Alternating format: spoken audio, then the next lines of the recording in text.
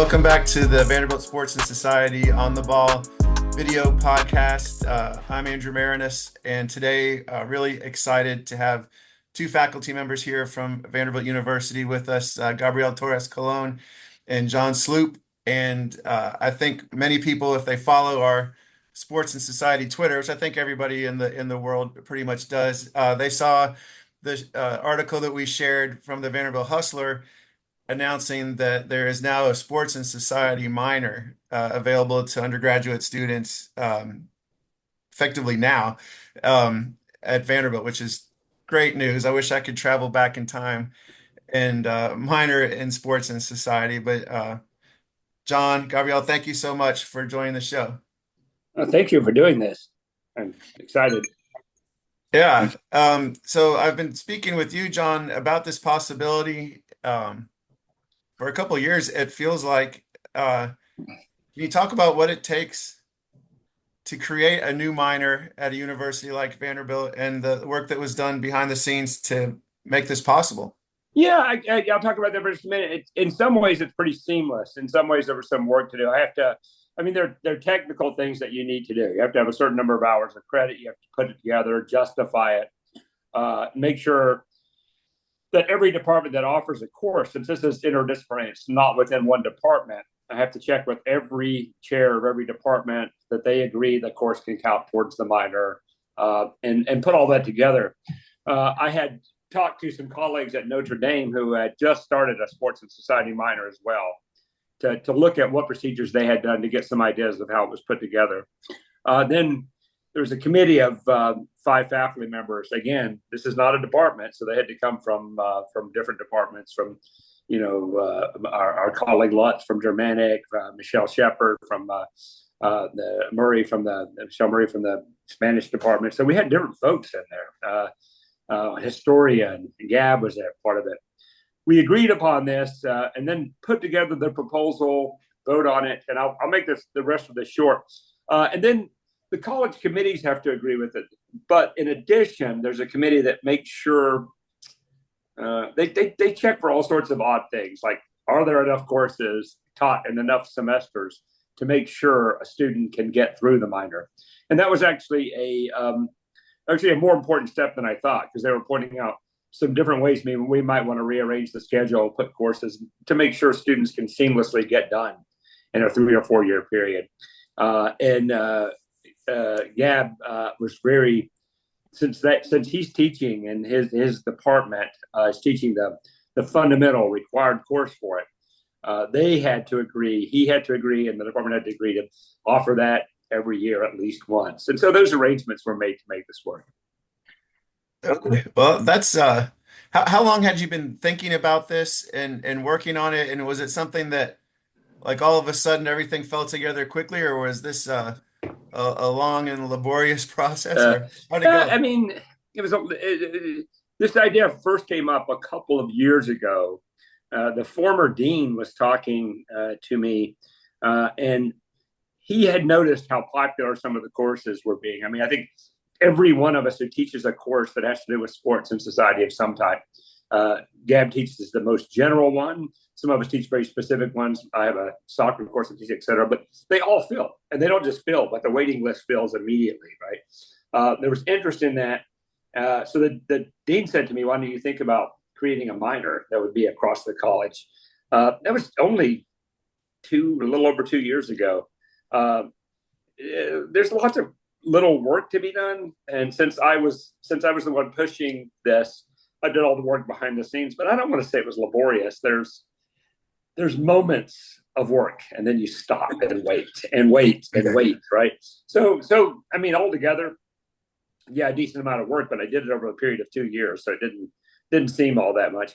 I talked to you early on in the process to make sure that there would be some interest and buy-in from your part, from the athletics department, et cetera here. So yeah, I've been trying to do that.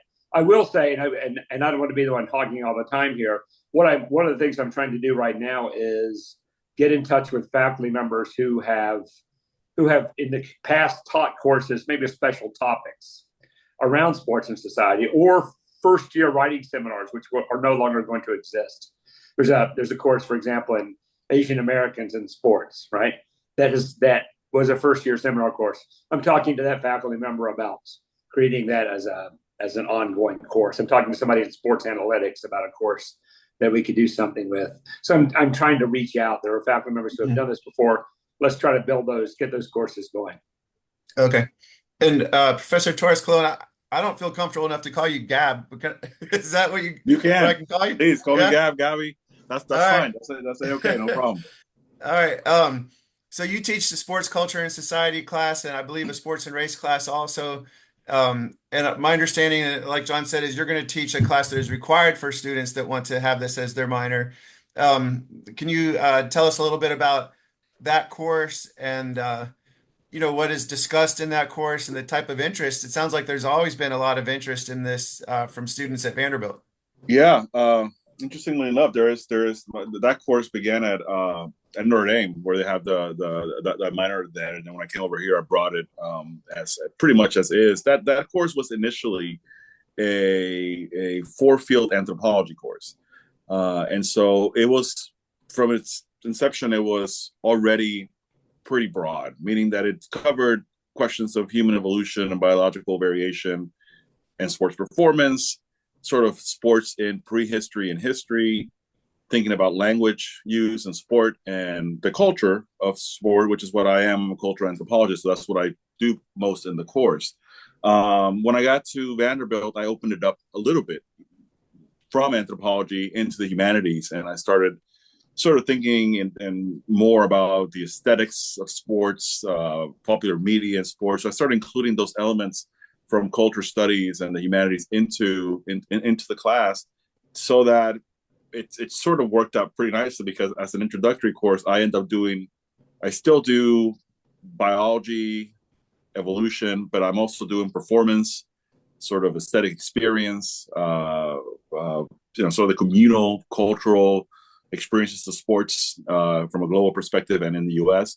So it does a lot, and it allows students to sort of appreciate the multiple ways in which scholars and non-scholars, we also read books from journalists and people who are not in the academy, write about sports in a way that is a true window into broader social and cultural phenomena in our world, right?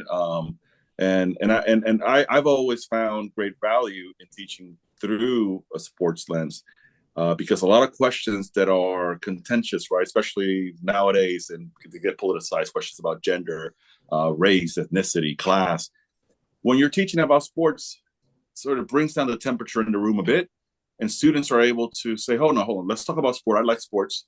And they can address difficult topics in a way that I find, from a teaching standpoint, is much more productive. And students, in my experience, tend to appreciate it too, because they can have difficult discussions, but center around issues that they have something in common, right? That's one of the important things we talk about dialogue and free speech. A lot of times, one of the most important elements in being able to speak across ideologies and backgrounds is having something in common. And guess what? Sports is it, right? It allows us to come together and talk about difficult issues. I will mention really quick that the class that I taught in sports and race was co-taught with the late David Williams. So that was a great experience for me. It was I got to do it one time with them early on when I got to Vanderbilt, and I think it was 2017, I think around there. And I retained some of those elements in the class, but I haven't taught that one in a while. But I don't think that I won't do it. I think it might be coming down the pipe again. So Yeah, I'm happy that you mentioned David Williams, the late athletic director here, and I know that his vision was to start the Sports and Society Initiative, which is related to but separate from the minor. But it's the reason why I came back to work at Vanderbilt, was to help get this initiative off the ground. And I 100% agree with what you said about sports being something that people have in common. I think it's just such an accessible way to talk about so many different issues. And I write books now for teenagers and go into middle schools and high schools and talk about reading and sports, but really as a way to talk about race and gender and sexuality and politics, and so many issues that sports intersects with. And I always show the kids a slide of my Black history professor here at Vanderbilt, Yolette Jones, and it was in her class that I wrote a paper about Perry Wallace for the first time when I was a sophomore. And I tell the kids when I had this idea, I was afraid she was going to say, we don't write about basketball in college, like we don't write papers about basketball players at Vanderbilt. And thankfully she didn't say that, but I've just had this feeling over the years that maybe things are changing a little bit in academia where sports is considered like a legit field of study. But how have you noticed, Gab, that change over maybe your career, as a professor, or where do you feel like this stands today as a field of Yeah. scholarship? I mean, I think I I've been teaching it long enough. I started doing research in a boxing gym in 2009. I've been teaching it long enough that I've always been very aware, and John is aware of this too, the difference across the pond, right? When you go to Europe for a conference or meet scholars from there, the cultural studies in the UK has taken sports seriously for a long time. Ben Carrington is one of our important founders of sociology of sport.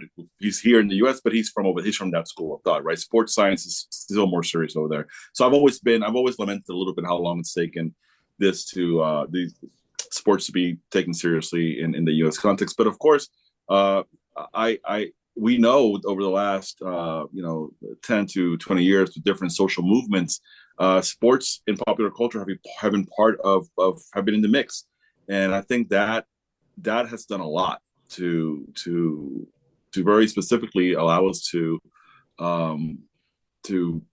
offer sports as a critical lens for social issues to our colleagues.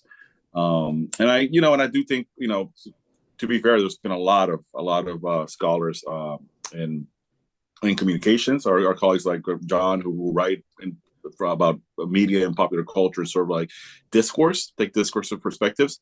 We have a lot of phenomenological approaches in sociology and anthropology and even in the humanities towards embodiment, and that work has been there all along. And global historians have been doing this for a while too. So I think there's been little seeds here and there. Econ has always been there, and then the rise of analytics, it became a real thing in sports, and suddenly, you can teach serious economic theory through that sort of lens. And so I think we're in a much better place to sort of teach these topics without having to feel like we have to explain something to our colleagues that historically, to be fair, have been skeptical. I will also say that one of the things that's particularly strange about the U.S. that I think kind of messes up our ability to think about sports seriously is that we have sports, at least in universities, as in athletics, in a way that's separate from the academy, right? Even the idea of student athlete, like we have cultural ideas about sports and serious schoolwork that already separates it. So I think that's a very North American thing where you think of the idea of jocks and nerds, right? The cultural idea. You have movies going back that it's sort of like it primes the pedagogical space to not want to blend the two. Right. But I think it's changed. It's changing. John, what was your experience when you're pitching this idea? I wanted to break in to say two things. First off, I want to underline what Gab said. One of the things that I think is very important about what's happened since you talked about being an undergrad, certainly when I was an undergrad, this was the case, has been that it's that intersection of the two things he's talking about. It's the intersection of, as cultural studies, became more and more successful in the U.S. Academy, and now it's sort of a part of every field. Not every person does cultural studies, but cultural studies is, let's face it, sort of hegemonic as one of the ways of doing study. The intersection of that with the sort of politics, the very, very obvious politics of sports and athletes right now, that intersection makes it just a very right place. It's not like those things haven't happened. I'm reading The Big Time, a book about sports in the 70s here, and as it becomes a spectacle. And clearly there were lots of politics then, but for the academy to take it seriously, we'd have that combination of moments where this is happening as well as that. The second thing, and I really think Gabby has some very insightful comments just now, was the separation of the academy studies and the huge athletic departments. And then we have huge but they haven't always mixed well. This is one of the reasons I'm very, very excited about your role, the Sports and Society Initiative. When David Williams comes up with this, I thought right away, this is going to be rich, because this is going to bring us pulling together these resources of people who take this seriously and take a look at it. So I just wanted to add and underline those two things. Yeah. Well, I think you're right. I mean, that's one of the aspects of this that I love, is that it is a way to break down some of these barriers, or bring campus and the department together in ways that hopefully feel real to everybody. I wanted to ask both of you about your own sports fandom or experience as athletes, maybe growing up. Just curious about that. John, I think of you in soccer. Gabby, I think of you in boxing, but I'm sure there's more to it. Let's start with you, John. I know you write and study a lot about soccer now, but was that your but sport growing up? when I was growing up, the two things that were most important to me were Muhammad Ali and the Atlanta Braves. Those are the two things that I was just obsessed with. I was just somebody was putting up a photo of Ali and Foreman's fight, and I was just telling the story to someone about that. Was the first time I made money. I bet my father on the outcome of that fight, and I did. To be honest, I was old enough to make a bet on a fight, but I didn't really know everything. I didn't understand all the cultural import of Muhammad Ali at the time. To be honest, I liked his name, I liked his braggadocio, and I wanted him to win. But those are the two key things. As an athlete, I was miserable. I was the worst Little League player ever, the worst everything ever. I'm a good long distance runner. That's about it. Now, as you said, I fell in love with soccer about 15 years ago, and I haven't looked back. That's my main thing. So Chelsea, I go over to London from time to time. I've gone over 6 or 7 times to watch them. I follow the Nashville Soccer Club, but I follow soccer all over the world. If I go somewhere, no matter where I go, I'm going to go see a game, and that team will become my favorite team for that league, right? So that's where my mind is at. It's what I teach about. It's what I do. Gab?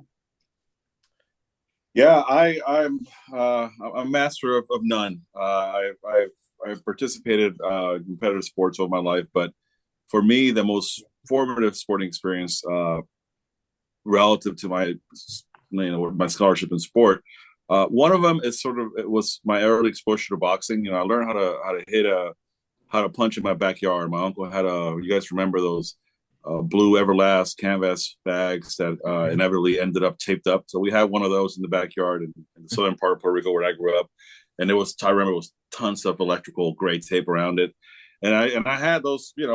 This was from the '80s, early '80s, so I had those. It was those cheap, very thin gloves, and so you learn how to punch properly, because if you punch the wrong way, you would feel it in your whole arm, right? So, I mean, to me, that was early on, and sort of the family and the camaraderie with my cousins around that, and growing up, around that culture in Puerto Rico, to me was one of the first seeds, right?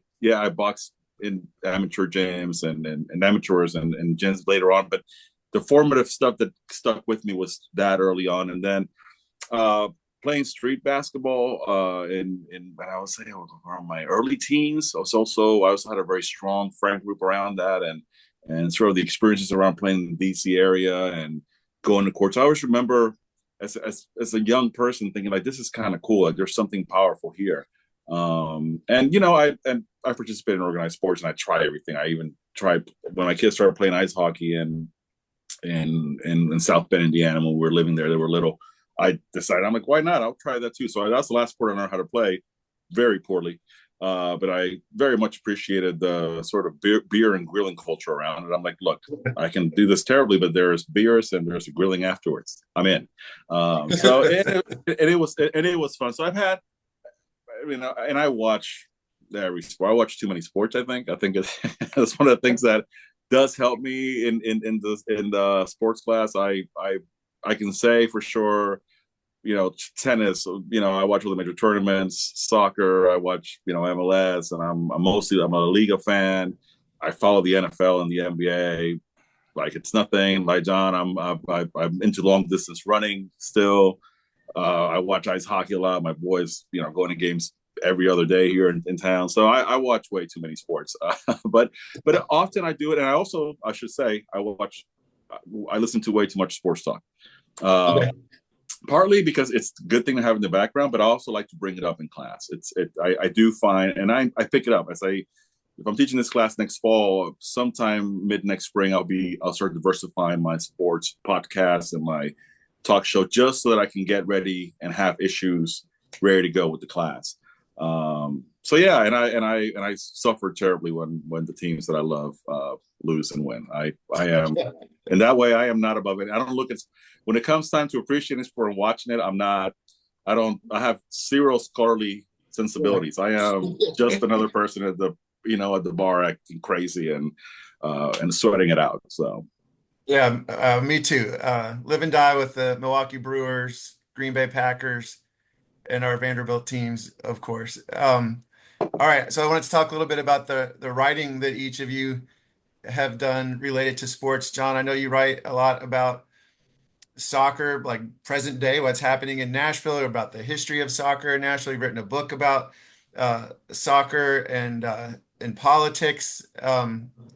For those who aren't familiar with your work, like how do you write about soccer and its importance in the world? I'll talk about soccer, and I'll take a brief sidetrack for just a second. In a way, I before soccer, I wasn't always writing about sport, but I have a history of essays and sidebars into it. I mean, I wrote an essay in the past for a book about the Mike Tyson trial and sort of the representations of race and how that worked out in the trial. I've written about when my work was really focused on gender and sexuality. I wrote an essay which got some good traction about Castro Semenya and sort of issues around. She wasn't transgender, but sort of those issues that have risen up again right now around intersexuality, transgenderism, and sports. So I've always had an interest in it. Soccer just became a very easy place for me to start combining my interests. So when I first got into soccer, not too long after I was really getting involved in it, Robbie Rogers came out as gay and started, left his teams in England and started playing for the Galaxy. There was a lot of press around there, and I was interested in issues around gender and sexuality. So that was like, oh gosh, I can work soccer into this. Like soccer, I mean, with any sport, of course, as we're saying, the intersections with every other topic we study are there, and they're vital because people care. So I had a number of ideas I wanted to write about with soccer and cultural politics.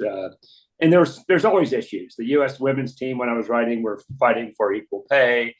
The Black Lives Matter movement was taking off in soccer. I was trying to answer the question about how does Black Lives Matter become an important issue in Premier League soccer? What happens there? So there's issues I could write chapters about that touch on all of these types of issues. Right now, as you sort of said, I'm working on I'm getting sort of into a micro context where I'm trying to trace out the history of soccer in Nashville from 1890 to the present. And I'm not doing it just to write a history. I'm trying to do it as looking at Nashville as one prism of how soccer has been understood in the United States. And this is in order to get to ideas of nationalism, ideas of masculinity, muscular Christianity, gender, immigrant communities and how they're playing, et cetera. All of the stuff that's taking place nationally, the way soccer hangs on, is of course taking place locally here. And this gives me a way to dig in and write about those issues over time. This is going to be a multi-year project. And I will say this, it will be my final project. This will be the last thing I write, a book, but I'm really excited about digging into those issues. Last thing before I turn it over to Gab, I also write, I've written for a local publication outlet from time to time, Speedway Soccer, Broadway Sports. It's an arm of Broadway Sports about soccer. I usually write about the culture issues around sort of local events. We talked about, the punching bag. How'd you go from the punching bag to the classroom in terms of boxing? And what are the issues that you've written about? So I started working in a boxing gym in the Rust Belt there in east of South Bend, Indiana, because I was interested in sort of how race, gender, and nationality can be articulated through the practice of boxing. So I really was interested in boxing styles, different sort of like ways of fighting. There's some that are national based, Cuban boxing styles. There's one that are like Mexican boxing style is a national / racialized way of fighting in the U.S. Different ways in which athleticism is sort of embodied by Black athletes and Black boxers. So questions of gender, I was working with and I'm writing a current life history of Eva Jones-Young, who was a 3 times boxing world champion, about 14-time points karate world champion. And so I'm still working with her because she was in the gym that I was in. So I was looking at those intersections, but it became a community engaged project in such a way that I sort of, did my ethnographic work as a coach. I did a coaching apprenticeship. I coach at the amateur, professional levels. I was part of a promotion company. We turned the gym into a nonprofit, which is becoming now the norm in the United States. A lot of gyms are turning to the nonprofits so they can do youth outreach and do educational initiatives through their gyms. So we were doing that sort of work early on. We were early on working with Parkinson's patients when that was sort of, you guys remember, a few, like 10 years ago it started. There was some work done into that. So we worked with some elderly folks too in our gym. And so I wrote about things here and there, depending on the opportunities that I had relative to my other work. I'm mostly focused on racial experience and politics as a scholar. I've done work in Southern Europe. I'm doing work in Puerto Rico right now. I wrote, my first piece was about concussions. Actually, I was writing about early during the concussion, sort of like. I don't want to call it scare. It's like the awareness is what it was. It wasn't a scare. It was very much real. I was sort of, I worked with amateur athletes that were taking risks. So that had been multiply concussed and sort of thinking about why someone would take risk. And that was part of a broader argument that I've made, which is that sports can serve as a place of psychosocial well-being, despite physical risks, right? And boxing is really obvious, right? You have a sport that's objectively not good for your brain. Objectively, there's no way to get around that, or for your vision, it's not healthy. But so then, what are people gaining from that? And usually, what I've written about, I have an article that writes about fighting for family and hope and community, and it's about at-risk youth finding a home and a place to flourish in a boxing gym despite the brutality of the sport.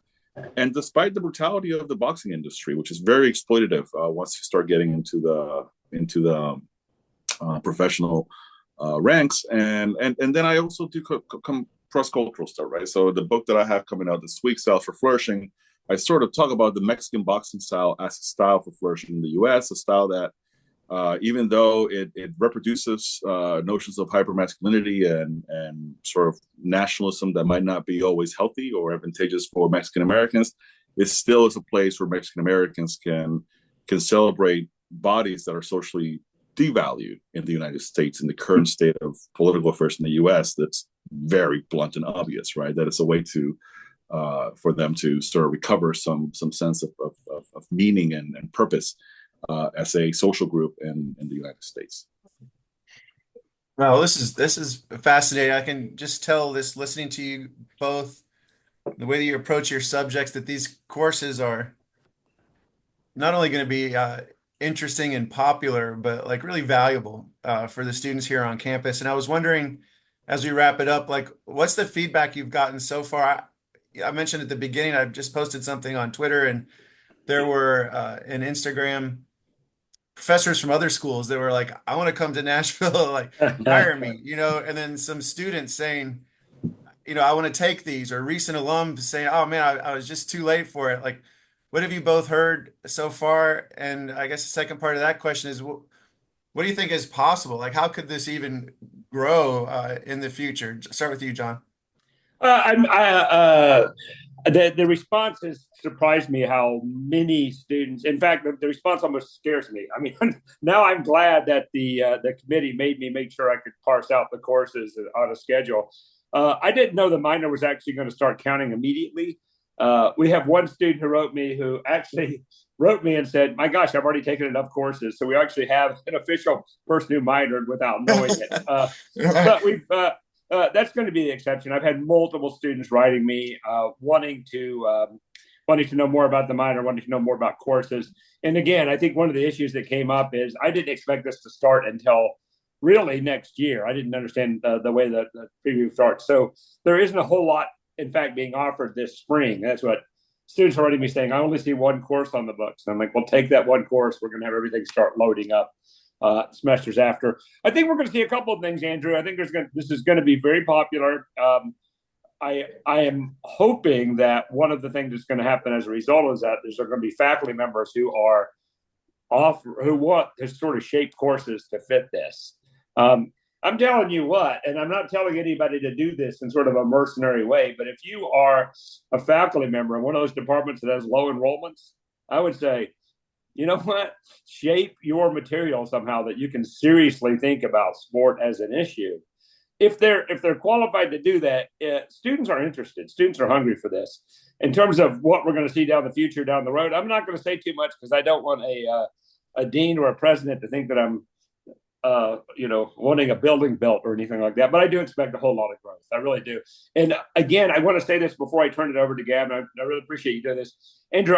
I'm hoping that we are part of the growth will be the initiatives that you've already started, that we build into those. So the reading group, faculty work papers. I'm going to want to help present paper there to make this not simply a teaching mission, but a scholarly mission, and one that's connected to the folks in athletics, to you, people who cross over, et cetera. I hope to see all that mission sort of come to fruition.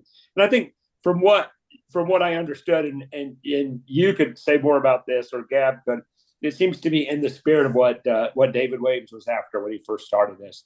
And I will now shut up and turn this over to Gab. What's the reaction you've received so far? Yeah, very positive. I mean, I think a lot of students have asked about this in the past. I know a lot of students would like to do sports research, and this is one way for them to do some of it, right? Sort of following what John was saying, one of the things that I've always found frustrating as a sports scholars is that we have whole athletic programs right next to us that I see as an intellectual waste of resources if we don't tap into it. So one of the things that I'm hoping for here, to emphasize what John is saying, is that we can continue building these relationships, right? Like I'm very, little side note, I'm very conscious. I don't like being the scholar who was like, well, I used to be in the boxing gym, and I don't like to narrate my experience too much because I'm embarrassed. I know too many world-class athletes. I'm like, no, like I've had experiences, but why don't we listen to this Olympic, bronze medalist instead of, I really like to emphasize the minds and the performances of athletes and knowledgeable people around us. So I'm really looking forward to growing a relationship with athletics, because there's a lot of people with very important things to say that can demonstrate it. It can be a practical and real world sort of demonstration of the things that we're going to discuss in these classes. One of the things I really hope for is that we become a minor that students can then think about in relation to their major, right? So that's like psychology, economics, anthropology, English, right? You're majoring in these things, you have this minor, and we can serve as an incubator of ideas for students, right? The students are going to be ultimately the ones to come up with all the cool projects, right? Because we're gonna in these classes, we're all very engaged scholars and we're for immersive experiences. So our students are going to be encouraged to go out in the world and think beyond the classroom, and hopefully we can sort of spread to other disciplines through the students, which I think is the right way to do it, right? I mean, we can maybe in the future would love to have hires, faculty hires around this, but like John said, we don't want to say anything like that because we have no idea how this is, how this is going to work from an administrative standpoint. But we do know that students get inspired. And if we can get them into these classes, and have a semester for semester, say, oh, you know what? Maybe sports psychology, maybe, economics and analytics, or maybe I want to become a sports journalist, right? And show them how to do this in interesting, dynamic ways. Then I think we win. If we sort of plant those seeds with them in our classes, I think we'll have a greater impact that way. Absolutely. Love it. we got to get you guys both over here to meet with Candace Lee, our athletic director, and maybe some of our coaches, and think about ways that we can all collaborate together. And then, in closing, I think this is Vanderbilt is a place where this belongs. When you think about Stella Vaughn coaching women's basketball here in the 1890s, not long after the sport was invented, and Grantland Rice in the early 1900s being the premier sports writer in America. Perry Wallace breaking the color line here at Vanderbilt. David Williams, the first Black AD in the conference. Candace, the first woman and first Black woman AD in the conference. Even our new volleyball coach, Andres Nelson, one of the few openly gay coaches in the SEC. Just all the ways that Vanderbilt itself has been a leader or has illustrated ways that sports intersect with important social issues in the country. So I'm really proud that y'all have accomplished this, that our students have a chance to learn from amazing faculty members on this campus and pursue their own interests. It's just incredible. So thank you both for joining the show. This was a quick 40 minutes. If students, last question, students watching this are interested in pursuing the minor, what do they do? All right, I would get in touch with myself or Gab. I mean, I think I'm nominally right now. I know I'm nominally right now the director, but that doesn't mean a whole lot. They just need to get in touch with one of us about what to do. Take a look at the courses and we'll talk through. Like we're trying to be. I just want to say we're trying to be open that the students can do outside of the coursework. They can get credit for doing an independent study or something that they want to do on their own, an internship that's that would be graded, that would drive their direction. Starting to talk to us early about that might help them find where they want to go, how they want to do it. Yeah.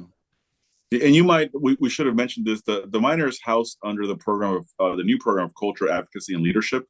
So if you want to find the actual page description, you have to, you can search for Sports and Society minor at Vanderbilt. That'll get you to where you need to be.